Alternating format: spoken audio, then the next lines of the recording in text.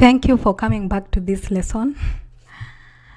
So we are going to learn how losing 1% of account, losing 1% of account and how to mitigate it. So what happens, or what can you do when you lose 1%, 2% of your account, and how can we mitigate it? So first we have to frame setups of 2:1 and higher. So imagine from the calculation that we had on the previous video, imagine framing setups of 2:1, 3:1, 4:1, 5:1. If you frame setups that can be able to achieve a high risk to reward ratio and higher from 2:1, 3:1, then as we saw, you can be able to recover and mitigate the losing trade. The next is what happens when you lose that 1%. So the best advice or the best way we can manage is you reduce your risk once your stop loss is hit on the next trade. For example, if you are risking 2% of your account, so when you lose this 2%, then to the next 1%, so the next trade, you only risk 1%. If you lose also this 1% in the next trade, then reduce your risk to 0.5% and on, so that you may be able, eventually you'll be able to mitigate that loss, because you know also you have a strategy that works, you have your own system that works, and you have accepted the risk. So you can imagine if you lost 2% of the account, and then in the next trade you also risk 2%, or you risk even higher. Some may even increase because they see that the next trade I'll be able to make it, I'll be able to run in profit.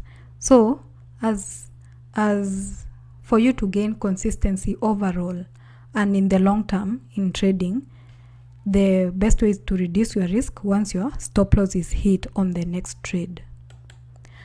So as new traders to know that it is good to go back to break even. So to break even and then relax, regroup, especially if you are late in the week and you have been trading all week. So imagine that maybe today is on a Thursday and you took a loss.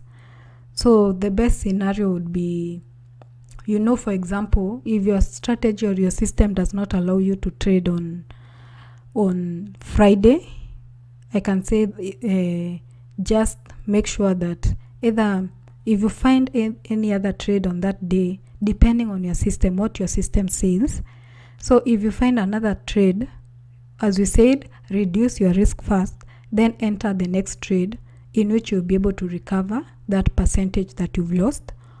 Or you can also just wait for the next week so that you may regroup, you may relax and come with a clear mind.